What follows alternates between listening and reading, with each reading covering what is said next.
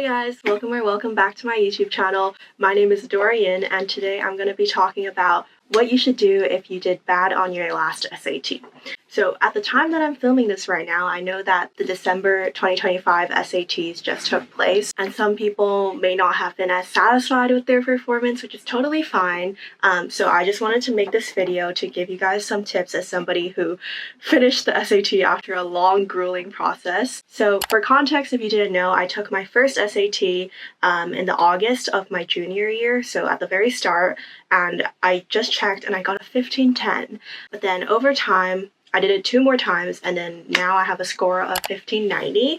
So, this just shows you that you shouldn't be too discouraged by your first score, and you should use it as an opportunity to keep on growing and getting better. And for my case, I literally had to do it 3 times until I got a score that I was satisfied with. And yeah, I hope you can just take that as an example that just because you think you didn't do so well on your first time or whatever time this is, that doesn't mean that you can't do well in the future. So yeah, today I'm gonna just walk you guys through some tips that helped me go from 1510 to 1590 and just things I learned from my experience of, not getting the score I wanted twice and then finally getting the score I wanted on the 3rd time. So this is just the cumulative experience of somebody who was in the same shoes as you at one point last year. So first off, you want to be analyzing the score report from your first test. So once the score report is released, which is typically 2 weeks after you take the test, you'll be able to actually see a complete breakdown of your score.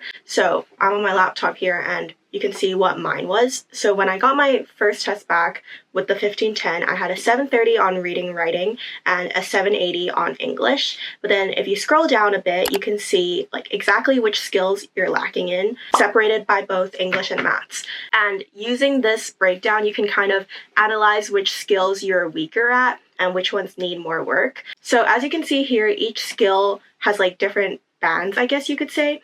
And then for me, the clear one that was lacking was craft and structure for English. And that was the only one that was not reaching the top band. So you can click on view skills and example questions in the next score band, and you can kind of see exactly what that skill is looking for and what that means, and also just example questions of the style of question that is directly testing that skill. So for me, it was kind of the longer passage questions that I was kind of struggling with at the start, where there's a huge chunk of text and my brain would just kind of freeze up and I just would not process anything. And I was also struggling with the questions where you get 2 passages and then you have to compare those. So after identifying exactly what you're weak at, you can go ahead to step 2, which is targeting those weaknesses. Now, I feel for this step, it's very important that you have to be honest with yourself with what you think you're not as good at, just so you know exactly what to keep working towards. And I've already talked about this in my videos before, but there are many free resources online that are completely free where you can focus on actually SAT styled questions and kind of drill those, I guess. And also for context, throughout the entire SAT process, I did not get a tutor or pay for any materials whatsoever. I was purely just using free things that I could source myself. And one of these free resources that I've talked about before is the SAT official question bank. And I've already spoken so much about this before, so I'll make it a bit shorter. But for specifically targeting your weaknesses, you can go over to the domain, which is the general skill that you're weaker at. So for me, the domain would be craft and structure. And then after clicking that, I can see that I have literally 412 questions in this results set. And I remember that I literally did every single one. But you can see that not only is it broken down by domain, but within each domain, it's also broken down by the skill. So there's words and context, text structure and purpose, and so on. And just by doing these questions, you'll see exactly which skill you're possibly lacking in. Also, these questions are sorted by difficulty, which is another thing that you could be looking at. So for example, if you're getting all the moderate questions right, but you're just missing the mark on the hard, level 3 questions, and that's what's causing you to be in that lower score band. So in that case, you would know to focus on the more longer and complex questions. There are also some cases where people get the easier questions wrong. So yeah, you can just see where exactly you're tripping up or if you're making careless mistakes or whatever. And the second free resource that I've also talked about a lot, and Okay, from what I know so far, these are like the only two completely free and official SAT test prep resources, like excluding the official like textbooks and whatnot. I did not use those. But yeah, these are the completely free and online ones. But the second one is the Khan Academy official SAT prep.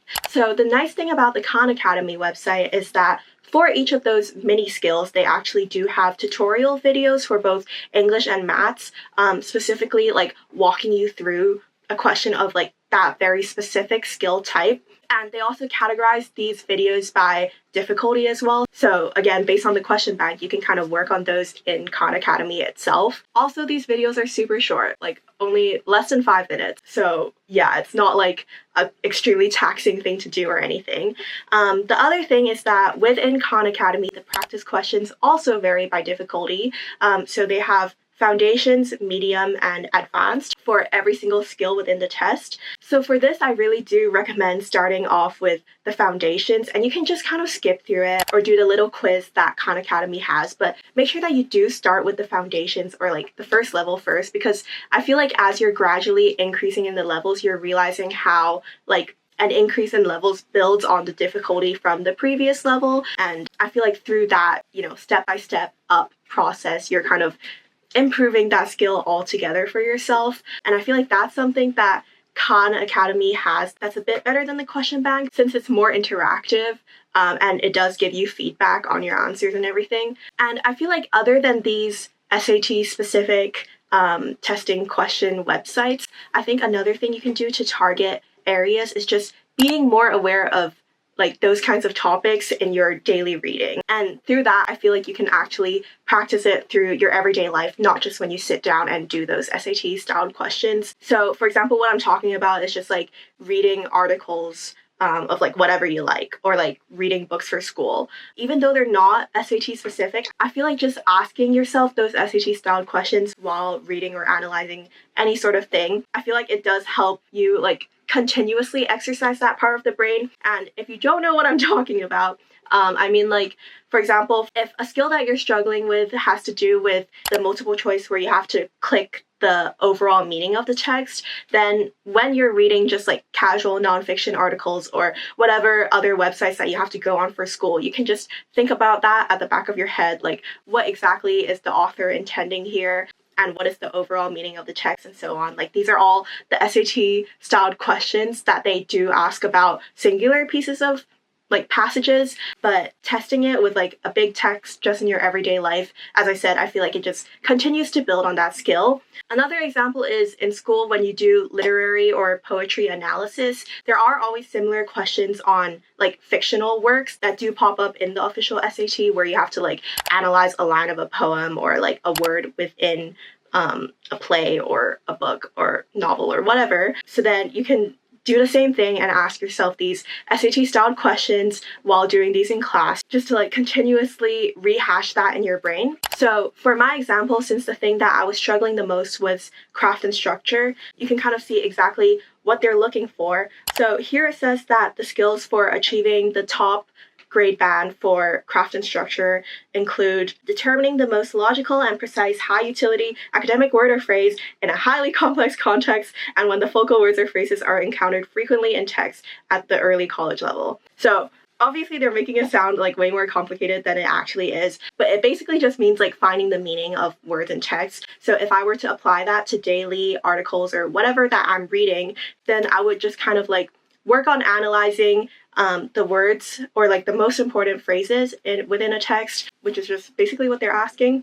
And then the other key point of this craft and structure skill is to draw a subtle text-supported connection between two passages at the early college level on the same or similar topics. So that's basically the one where you have to draw connections between two texts or talk about what the writer from one text would think about another text. And this is also something that I could very easily just exercise through my daily reading and just like comparing texts, especially for class where you have to look at like many different websites with possibly differing opinions. You can sort of bring in that same lens to just analyze daily articles. So yeah, I hope that helps for targeting your weaknesses.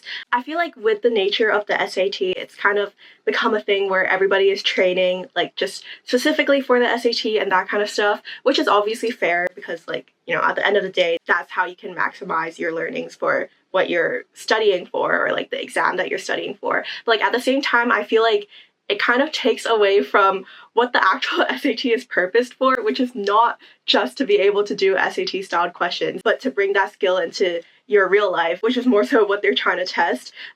So yeah, just the nature of exams, it kind of defeats the purpose of like actually learning, I feel like, and it kind of makes it like very focused on doing things just for the purpose of an exam. So I feel like bringing in that real life context is just a lot better for like your overall learning as well. And also another thing is that, you know, when you read these nonfiction articles just from your own resources online, I feel like there's always a chance that those kinds of topics could come up in the SAT, since obviously the SAT is supposed to be based on like real world context. So basically what I'm trying to say is that you never know if something you randomly looked at would help you like answer a question in the actual SAT. And the second thing that I'm saying is to like keep on continuously and repetitively practicing those skills in real world scenarios. Okay, now that I'm done talking about like how you can only focus on the weaknesses, I just wanted to remind you all that you should still be keeping a broad focus. And I know that it may be tempting to just want to spend all your time focusing on the skills that you're worse at or where you think you need the most help. And one reason why you have to do this is obviously so that you don't forget everything and you keep on revising your memory. For example, for me, after I learned the grammar rules, I thought that I was all set. And then towards the end of my revision, I realized that I kind of forgot my grammar rules or like my punctuation rules. So I had to go back and revise that. So yeah, just I feel like continuously touching base with things that you already know. And also this also goes for maths, by the way, but I'm just talking about English because I feel like English tends to be like the weaker subject area for most people. But yeah, continuously touching base with like the other knowledge that you have will just help you keep on revising it and like prolong that long-term memory, if you know what I mean. And also like those easier sections, like the grammar sections where all you have to do is to learn the rules. If you forget that, you're really losing like very valuable, easy points that you could get really easily. Also, another reason why you should just keep on practicing questions, even easy questions, I feel like it is some sort of psychological trick as well where it kind of keeps you motivated. Like, I know that if you're working on your weaknesses, it can get a bit like disheartening or depressing because for me, like with the craft instructor thing that I was talking about, all the practice questions I had to do dealt with like humongously long chunks of text and it would just make my brain so tired and I was just not able to function. So I feel like going back to those easy questions every once in a while, it kind of helps you reset your brain a little bit and kind of also helps you boost your confidence. And it just reminds you that, you know, there's still so many things that you can do and can get right. So yeah, I feel like that's just a little form of motivation through practicing quote-unquote easier questions. Okay, and then for my fourth point is just overall strategic practice and how you can do that. So I'm a firm believer in doing all your practice papers within a timed environment where you don't have access to other notes and you're kind of simulating the same test-taking environment. And I feel like this really works because when you do eventually get to the test-taking center, you're kind of already familiar with the whole process and you don't have the same sort of like test day jitters because you've already like practiced it in exam conditions. Also, a key part of the SAT is just improving your time management under stressful conditions. So doing your practices under time conditions will just continuously train your ability to handle pressure and also just your stamina for like getting through the 2-hour and something long test. And I also do have a video out on like more specific detailed time management breakdown of how to do the SAT. So feel free to check that video out. But other than that, I would say that after each practice test or just like training skill test questions in general, you should be screenshotting the questions that you got wrong, even if they're just silly mistakes. But I feel like just screenshotting them, reading through all the answer explanations, and keeping them somewhere to continuously look back on can be incredibly helpful because it's very likely that like the same sort of worded question will come up again in the real thing. So for me, what I did was I screenshotted all the questions and answers that I was getting wrong and I put them into a huge Google Doc and I categorized it by like the different skills. And then leading up to the test day, I was just continuously like revising from the Google Doc of past mistakes that I had. Another point is for English vocabulary. If that is something that you struggle with, you can also make a list of words that you continuously see and don't understand. I feel like vocabulary for SAT is kind of a tricky topic because there are some words that are like so niche and like words that you can kind of guess based off the context of the question. But at the same time, there are also harder words not spoken in everyday English that do pop up just in questions. Like not even just the vocabulary specific questions, but also just like general text and that kind of stuff. So what you can do is just identify those words and create your own list of the words that you don't understand. And what I did was I wrote all of these on a post-it note and I literally just stuck it on my wall over there. And then I would look at it every day and think about what the meaning is. And obviously at the start, I was not able to retain all the definitions completely all at once. So like every time I caught myself not being able to think of the definition or just like completely forgetting the word, I would obviously Google it. And I feel like through the process of like continuously forgetting and continuously Googling, the image of the Google definition of the word is just like permanently seared in my head. So then like the Google definition is like also permanently seared in my head. So for example, for the word concede, which I was having struggle with, and I remember it was at the very top of my vocab list because I kept on seeing it coming up again and again. After like Googling it so many times, I can literally picture the Google definition in my head. And it's like, admit or agree something is true after first denying it. So literally just like through the process of continuously forgetting and rememorizing, those harder words to me just stuck in my head. So yeah, that's what I would mainly suggest for vocab. I feel like there are some words that are so niche and like they just don't really matter. So that's why I don't think that, you know, memorizing 500 SAT vocab flashcards is that helpful. And it's also something that I did not want to subject myself to, so I did not do that. I just kind of kept my own personal list, and that seemed to work out for me. So I'm sure it will for you too. And the next thing is just creating a study plan. So if you're watching this after the December SAT, the next SAT is in March, which is like quite a fair long bit away because like, you know, the gap is bigger than between November and December SATs. So you can kind of just create like a long-term consistent study plan. You don't have to go crazy like 3 hours every day from the start, but just like find a number of hours to study per week that works for you. I feel like it's not that realistic studying every single day for 3 months. So like for the first month, you can follow a different study schedule to like the last month. And also in my previous videos' comments, a lot of people asked me like how many hours a day I studied and that kind of stuff. But like the reason why I don't want to like prescribe a set amount of hours for all of my viewers. It's just that like it varies a lot from person to person, and it also depends on just like your skill level and like your efficiency with questions, which is why I don't really have a set number to give you. I feel like that's just kind of something you guys have to work out on your own without me. Those are my tips for what you can do to revise. Now I just wanted to get into some general motivational tips as somebody who has been on an SAT journey that was like practically 9 months long. Because I took 3 tests over the course of 9 months, and my final one was in June of 2025. But the first thing I feel like you all should hear is that you should not compare your score with other people. And I know it's like way easier said than done, and you're kind of gonna inevitably do it anyway, like I did. But just keep in mind that, you know, everybody has different circumstances and they're on like different parts of their learning journey. And also just taking the SAT itself is a combination of so many other factors. For example, like if you got good sleep the night before, or if there was like anything bothering you on test day, like all sorts of things. So that's why you shouldn't compare yourself with others.